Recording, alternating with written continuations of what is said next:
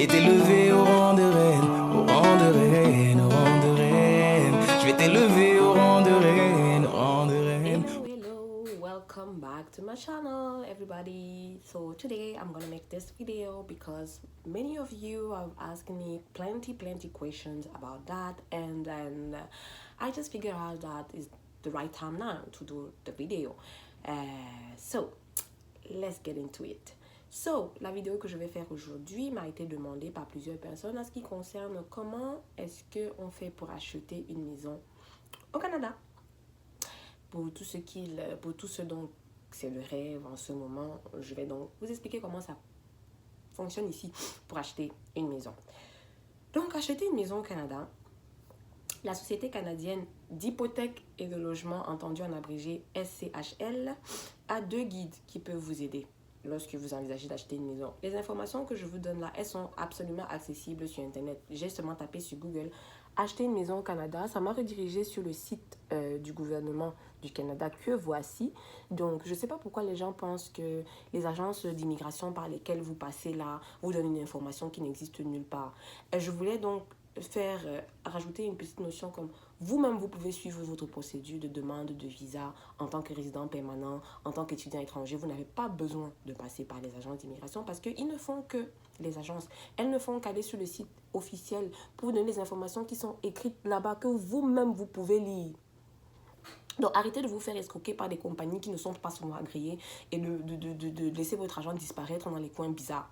Je n'arrête pas de vous dire ça. Bref. Donc, la Société canadienne d'hypothèque et de logement a 2 guides qui peuvent vous aider lorsque vous envisagez d'acheter une maison. L'achat de votre première maison au Canada, guide à l'intention des nouveaux arrivants, et l'aide de mémoire sur l'achat d'une maison, guide pratique pour le nouvel arrivant. Chercher une maison, ça c'est la première étape. Avant de magasiner une maison, magasiner c'est un verbe qui s'utilise trop ici, c'est même que c'est encore quoi l'équivalent en français. Magasiner, avant de faire les courses pour acheter une maison, par exemple. Donc, vous devez d'abord vraisemblablement prévoir les coûts qu'entraîne la possession d'une maison. Ces coûts comprennent, il faut prendre en charge le chauffage, les taxes foncières et les réparations de la maison. La SCHL met à votre disposition des calculateurs simples et des feuilles de travail. Donc, le site sur lequel je suis là, ils ont même souligné le calculateur et les feuilles de travail. Et en parlant des guides là, voilà les 2 guides dont je parlais tout à l'heure, pour vous aider, vous qui voulez acheter les maisons. Donc, pour chercher la maison à acheter, vous pouvez visiter le site web realtor.ca. Realtor.ca là même, là, ici en haut. Realtor.ca. Ensuite, vous visitez les secteurs où de nouvelles maisons sont construites, parce qu'il y a plein de nouvelles constructions partout un peu. Vous consultez la section des nouvelles maisons dans les journaux ou des magazines immobiliers. Vous dites à vos amis ou à votre famille ou à vos collègues que vous cherchez une maison parce que ça passe aussi souvent par le bouche à oreille. Un de tes collègues peut habiter dans un quartier où on est en train de construire une maison ou bien où il y a une plaque à vendre. Vous visitez les sites web des services immobiliers pour obtenir les renseignements et les photographies des différentes maisons. Laissez-les. On m'a dit que, quelqu'un m'a dit que, j'ai entendu que. La bonne charité commence par soi-même. On est toujours mieux servi par soi-même. Visitez les quartiers qui vous intéressent et cherchez les pancartes à vendre. Arrêtez de dépendre des gens. Vous avez 2 pieds, vous avez un cerveau, vous avez des yeux, vous avez une bouche pour parler. Vous pouvez vous débrouiller vous-même. Après l'étape de magasiner la maison, il y a l'agent immobilier. Bon, il y a certains qui passent par un agent immobilier. On s'entend que quand tu vas trouver la maison, il a sa commission. Il y a d'autres qui vendent leur maison eux-mêmes et dont ceux qui achètent aussi eux-mêmes qui ne passent pas par un agent immobilier. Un agent immobilier peut vous aider à trouver et acheter une maison. Lui, son travail, c'est de comprendre quels sont vos besoins, de prendre des dispositions en vue des visites des maisons à vendre, de prendre des dispositions en vue d'une inspection professionnelle de la maison qui vous intéresse. Parce qu'il y a beaucoup de gens qui vendent des maisons et ils ne vous disent pas qu'il y a des problèmes dans la maison. Là, il y a des vices cachés. C'est quand tu as acheté que tu découvres que oh, le sous-sol fuit, oh, il y a l'amiante, oh, il y a les puces, oh, il y a ceci, il y a cela. Donc, on recommande toujours de faire visiter la maison par un professionnel. Il va vous dire tous les problèmes qu'il y a dans la maison avant de vous engager à acheter la maison là. Et il vous aide à obtenir un bon prix. Ça, c'est le travail de l'agent immobilier. Pour trouver un agent immobilier, donc, vous demandez à votre banque, souvent, ou à vos amis ou aux collègues, s'ils en connaissent un, ou vous cherchez les noms des agents immobiliers sur les pancartes à vendre, parce que généralement, sur toutes les pancartes à vendre, il y a la photo de l'agent immobilier avec son contact, son nom et tout. Ou vous pouvez aussi visiter la section trouver un courtier ou agent du site web de l'Association canadienne de l'immeuble, que voici ici. Ensuite, après avoir cherché ou trouvé un agent immobilier, vous faites donc maintenant une offre. Une fois que vous avez trouvé une maison, vous devez faire une offre d'achat. Si vous recourez au service d'un agent immobilier, il vous aidera à préparer l'offre. Si votre offre d'achat est acceptée, vous devez faire appel au service d'un avocat ou d'un notaire. J'insiste. S'il y a quelqu'un qui vous vend une maison sans que vous passez par un avocat ou un notaire, vous êtes en train de vous faire baiser profondément. Excusez le terme. Donc, si votre offre d'achat est acceptée, vous devez faire appel au service d'un avocat ou d'un notaire pour transférer la maison à votre nom. Vous pouvez en trouver un en ligne ou demander à votre agent immobilier de vous en recommander un. Après l'étape de faire l'offre, il y a donc maintenant financer l'achat de votre maison. La plupart des acheteurs de maisons ont besoin d'un prêt hypothécaire pour acheter leur maison. Vous pouvez obtenir un prêt hypothécaire d'une banque, d'une autre institution financière comme une coopérative d'épargne et de crédit, une caisse populaire ou une compagnie d'assurance. Je répète, vous pouvez obtenir un prêt hypothécaire d'une banque ou de toute autre institution financière comme une coopérative d'épargne et de crédit, une caisse populaire ou une assurance. Vous rembourserez l'hypothèque au moyen de versements périodiques s'échelonnant sur une période déterminée qui va normalement jusqu'à 25 ans.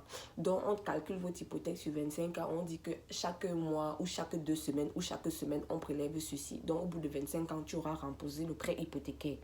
Vous devez donc payer les intérêts pour emprunter cet argent.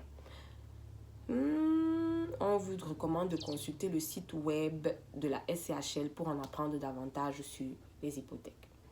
La mise de fonds et l'assurance prêt hypothécaire. Beaucoup de personnes vont entendre parler de mise de fonds chaque fois que vous voulez acheter une maison au Canada. C'est donc quoi la mise de fonds? Le montant de votre hypothèque est le prix de la maison. Donc on va faire ça lentement.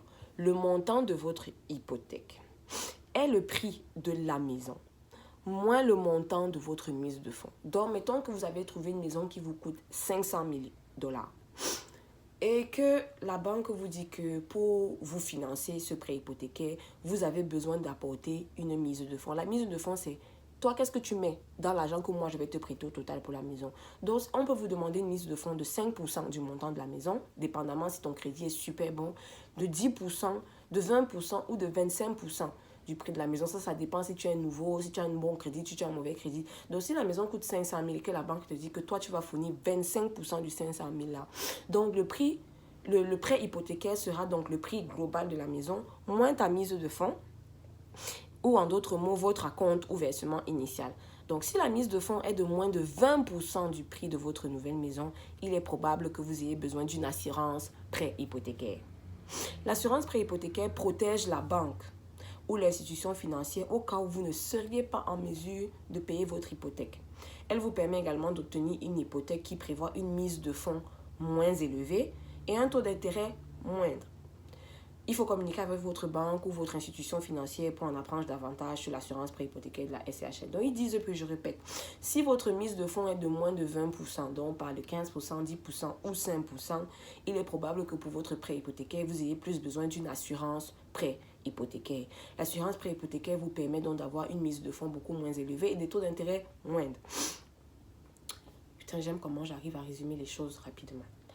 Maintenant, la cote de crédit et les antécédents de crédit. Donc, votre cote de crédit ou votre antécédent de crédit va déterminer en fait votre mise de fonds. Et je vous avais déjà dit dans une autre vidéo qu'il y a beaucoup de choses qui peuvent influer négativement ou positivement sur votre cote de crédit. Les affaires que vous allez aller prendre les abonnements, vous n'allez pas payer là pensant que vous êtes en train de fouler la compagnie. C'est à vous-même que vous faites du tort. Parce que quand tu vas vouloir acheter une maison, tu vas vouloir acheter une voiture, ça va te suivre. Moi là, ça te suit. Donc, arrêtez un peu la sorcellerie en 2019, en 2018 et devenez un peu visionnaire, ayez la force de l'expérience. Donc, les antécédents de crédit sont très importants pour obtenir un prêt hypothécaire. En tant que nouvel arrivant au Canada, il est possible que vous n'ayez pas du tout d'antécédents de crédit reconnus par les banques canadiennes. C'est normal si vous venez d'arriver. vous n'avez aucun recours ici. Si vous souhaitez donc acheter une maison, vous devriez commencer par obtenir de bons antécédents de crédit le plus tôt possible. Donc, prenez une carte de crédit, remboursez-la, prenez des abonnements Internet, télévision, payez-les. Prenez le téléphone cellulaire, payez votre abonnement à tous les mois. Parlez avec votre banquier pour mettre au point un plan en vue d'établir des antécédents de crédit. Ensuite, après la cote et les antécédents, vous avez l'inspection de la maison. Si vous faites une offre sur une maison, il est souhaitable que votre offre soit conditionnelle à ce que la maison passe une inspection réalisée par un expert en la matière. Cette précaution vous permet d'annuler ou de modifier votre offre si l'inspecteur constate de graves problèmes relativement à cette maison. Les inspecteurs en bâtiment réalisent des inspections détaillées de propriété moyennant des frais. Ne croyez pas que c'est gratuit, ce n'est pas l'inspecteur de ton village. L'inspecteur vous remettra un rapport d'inspection de la maison que vous pourrez examiner donc avec votre agent immobilier. Vous pourrez décider si la maison a besoin de réparations qui pourraient se répercuter sur le prix d'achat ou le prix que vous avez accepté de payer. Pour trouver un inspecteur agréé, vous consultez les pages web suivantes. Que voici. Donc voilà. Je ne vais pas rentrer dans plus de détails parce que vraiment l'information est trouvable sur ce site-là, vraiment. Moi, je ne fais que le travail de chercher. Vous voulez que je fasse la vidéo, je l'ai faite, mais maintenant, vous pouvez aussi aller continuer, machin. Donc, ce qu'il faut retenir, en gros, si vous voulez acheter une maison au Canada, c'est qu'il va vous falloir un crédit, des antécédents de crédit. Il faut prévoir le coût de la maison, de prévoir votre mise de fonds, de savoir que vous allez devoir faire inspecter la maison. Il vous faut un agent immobilier et il vous faut avoir une banque ou une compagnie d'assurance ou une coopérative de crédit, etc. Donc voilà, en résumé, je trouve que c'est vraiment très simple comment je l'ai résumé. Je ne voulais pas rentrer dans les détails pour perdre encore plus les gens. Voilà en gros les étapes pour vouloir acheter une maison au Canada. Et je pense que plus clair que ça, il n'y a pas. Si jamais vous avez des questions, en bas là, comme les youtubeuses disent, dans les commentaires, laissez-moi savoir. Si tu n'es pas encore abonné à ma chaîne, ou si tu réfléchis encore, si tu te poses des questions, arrête la sorcellerie en 2018, rejoins ma gang, abonne-toi. Il y a une cloche rouge là que tu peux aussi activer pour que quand je poste une vidéo, tu sois informé et que tu me dises que j'avais pas vu ta vidéo, je viens de découvrir ta chaîne. Arrêtons la sorcellerie en 2018, arrêtons ça. 2018 est en train de finir, entrons en 2019 avec de bonnes manières. Tu attends quoi pour t'abonner? Tu attends quoi? Sur ce, pour tous ceux qui sont là,